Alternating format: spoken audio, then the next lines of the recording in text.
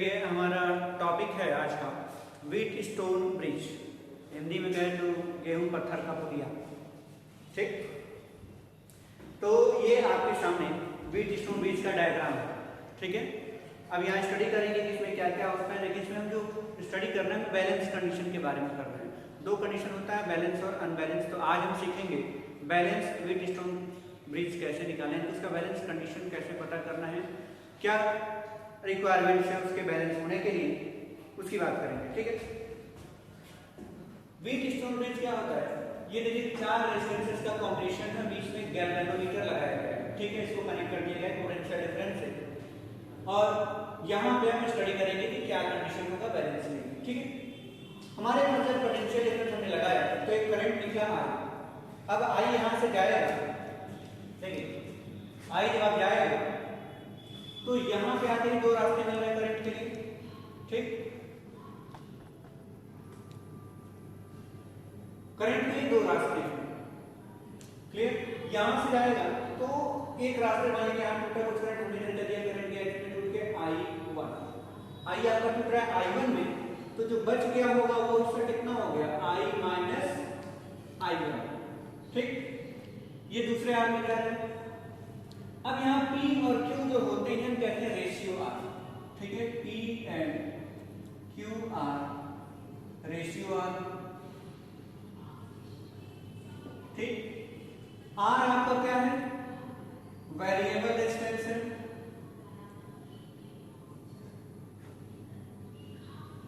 Variable ratio हो गया। S आपका अननोन रेजिस्टेंस हो गया। ठीक, S आपका क्या हो गया, अननोन रेजिस्टेंस।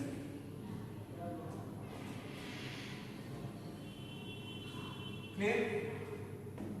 अब हमें अगर यही निकालना कि कितना इसकी वैल्यू है तो हम निकालेंगे बैलेंस कंडीशन से। तो हमें पता करना है बैलेंस कंडीशन क्या होगा। देखिए करंट हमारा आई गया, आई टूटा I1 और I माइनस I1 में। अब ये I1 जो है वो यहाँ जब पहुंचेगा तो फिर तो इस समय टूटेगा। इधर की तरफ मान लिए करंट क्या होगा IG, गैल्वेनोमीटर में करंट कितना गया IG, तो जो I1 में से IG निकल गया तो बचा कितना होगा I1 माइनस IG। ये इतना करंट क्या होगा I1 माइनस IG। अब देखिए ये करंट यहाँ तक गया I माइनस I1 और ये आगे आपका इधर से IG यहाँ आया, ये दोनों मिल करके इधर की तरफ कितना करंट भेजेगा I minus I1 plus IG।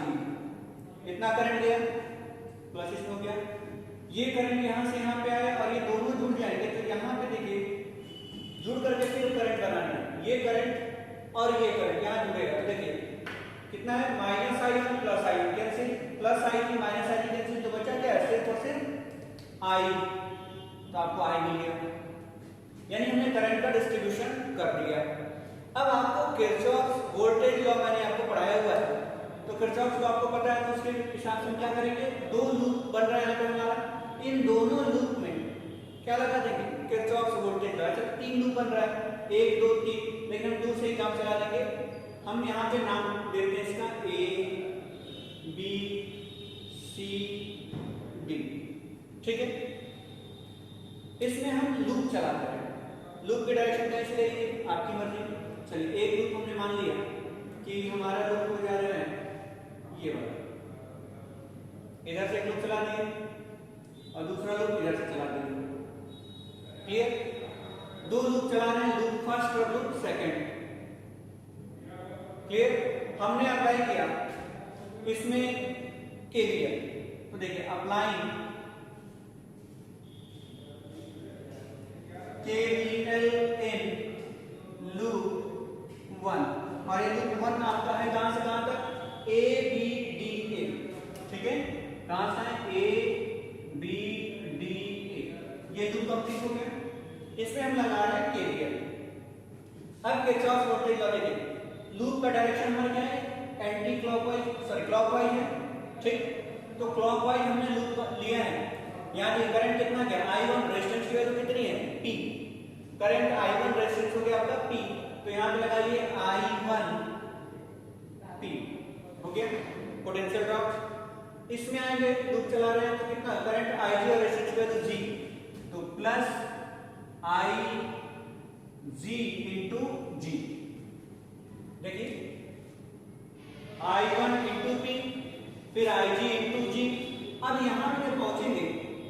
Variable resistance R में हमारा जो करंट है I माइनस I1 जा रहा है नीचे की तरफ, लेकिन हमारा लूप जा रहा है इसमें ऊपर की तरफ, तो अपोजिट डायरेक्शन हो गया। और जब अपोजिट डायरेक्शन हो जाएगा हमारे रेफरेंस के अकॉर्डिंग, हमने लूप ऐसे चलाया हुआ है क्लॉकवाइज, लेकिन इसमें करंट एंटी क्लॉकवाइज जा रहा है, तो यहाँ पे साइन अपोजिट हो गया डायरेक्शन का, तो हमने क्या करते हैं माइनस लगा के minus I minus I1 into R, I minus I1 into R, और इस पूरे में EMF कितना है, 0 है। हमने एक तरफ पोटेंशियल ड्रॉप रखा, दूसरी तरफ EMF इक्वल्स टू 0। ठीक, ये हमने कर दिया। ये हो गया हमारा इक्वेशन 1। ठीक है, अब फिर दूसरे लूप में आ जाइए, अप्लाइंग KVL इन लूप 2, और लूप 2 कहां से है, B C D E। ठीक है, B C D B, इसमें हम लूप चला रहे हैं। अब इसमें हमने जो लिया वो क्या लिया है, anti clockwise.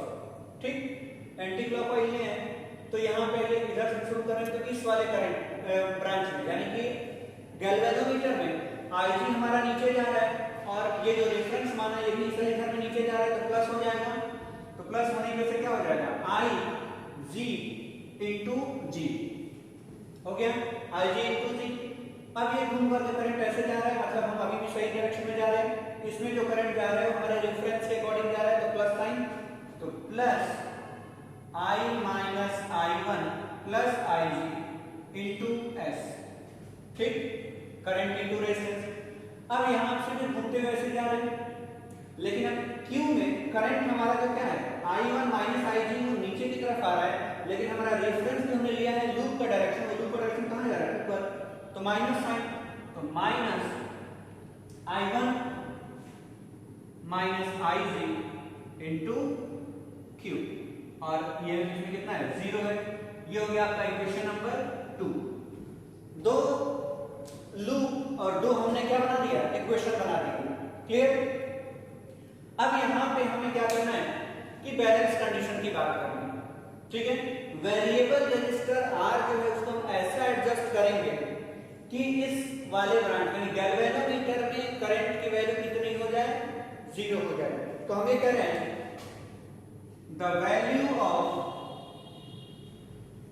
R is so adjusted that, हमने एडजस्ट ऐसे किया R की वैल्यू को, that the current I in the galvanometer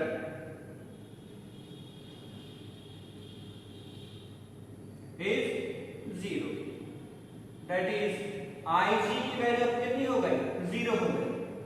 ठीक, और इसी कंडीशन को हम क्या कहते हैं, बैलेंस कंडीशन कहते हैं। यानी कि जब गैल्वेनोमीटर में करंट 0 हो जाए, इसका मतलब क्या होता है, नल डिफ्लेक्शन।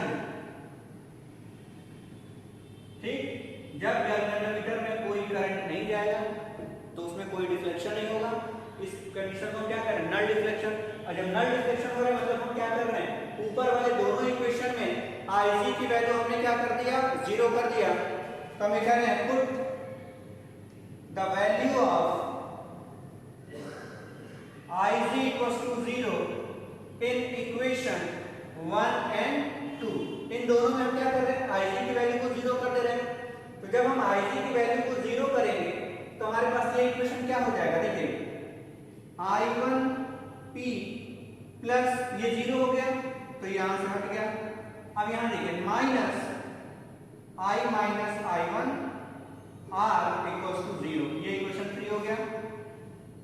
यहां ये 0 हो गया, यहां से ये टर्म 0 हो गया और यहां से ये टर्म 0 हो गया। तो यहां देखिए बचा हुआ कितना, I माइनस I1, तो ये तो 0 हो गया और ये पूरा टर्म ही 0, तो बचेगा क्या, and I minus I1 into S, इसको 0 कर दिए, S बच गया। अब यहां माइनस साइन, ये 0 हो गया I, तो क्या बचा होगा, I1Q इक्वल्स टू 0, ये इक्वेशन 4। ये दो इक्वेशन मिल रहा है, देखिए दो इक्वेशन है। अब यहां हमारे पास P भी है, Q भी है, R भी है और S भी है। अब जब इनको सॉल्व करेंगे तो हमारे पास कंडीशन क्या मिलेगा, देखिए after solving equation third and fourth, 3 और 4 को सॉल्व करेंगे तो हमें क्या मिल जाएगा, we get P upon Q equals to R upon S। ठीक है, ये कंडीशन मिलेगा और इसी को हम क्या कहते हैं, बैलेंस व्हीटस्टोन ब्रिज, यानी balance condition for Wheatstone bridge.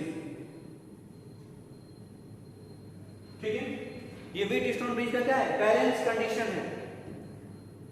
अब यहाँ पे क्या करें, जब ऐसा होता है तो उस केस में हमारे पास करंट इसमें जीरो जाएगा, तो जब करंट जीरो जाएगा तो हम क्या कर देते हैं, इस वाले ब्रांच को हटा देते हैं।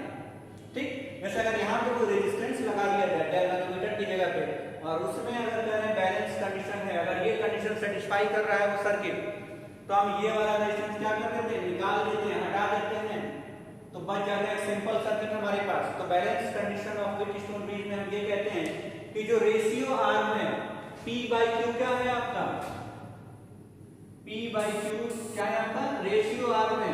तो रेशियो आर्म के रिस्पेक्ट में अगर देखें तो जो बाकी है R अपॉन S, याद रख रहे हैं, ये अगर उसी रेशियो में आ रहा है तो क्या होगा, बैलेंस व्हीटस्टोन ब्रिज का कंडीशन हो जाता है और उस केस में गैल्वेनोमीटर में जाने वाला करंट क्या हो जाता है, जीरो हो जाता है। ठीक, तो ये था आपका बैलेंस व्हीटस्टोन ब्रिज। अब यहाँ एक और लीजिए कि हमारे पास क्या होता है, 4 रेजिस्टर और एक गैल्वेनोमीटर का कॉम्बिनेशन होता है, उसका कॉम्बिनेशन का जो सर्किट होता है ऐसा होता है, पोटेंशियल डिफरेंस से कनेक्ट करा देते हैं, बन जाता है व्हीटस्टोन ब्रिज। ठीक, अब उसमें करंट को हम क्या करते हैं, डिस्ट्रीब्यूट करते हैं। करंट को डिस्ट्रीब्यूट करने के बाद से हम दोनों लूप में केवीएल लगा देते हैं। केवीएल लगाने के बाद से ये हम क्या करें कि R की वैल्यू को हम इस तरीके से एडजस्ट कर देते हैं, ये हमारे पास वेरिएबल रेजिस्टेंस है, ऐसे एडजस्ट करना है कि इसमें करंट की वैल्यू क्या हो जाए, जीरो हो जाए। और जब ऐसा होता है तो जो हमें कंडीशन मिल रहा है उसको क्या कहते हैं, बैलेंस व्हीटस्टोन ब्रिज का कंडीशन। ये आपको याद रखना है और अच्छे से कर लीजिएगा क्वेश्चन। इसमें बहुत सारे और टाइप्स होते हैं और भी तरीके से बनाया जा सकता है, एक सिंपल तरीका है बैलेंस व्हीटस्टोन ब्रिज को समझने के। ठीक है, थैंक यू।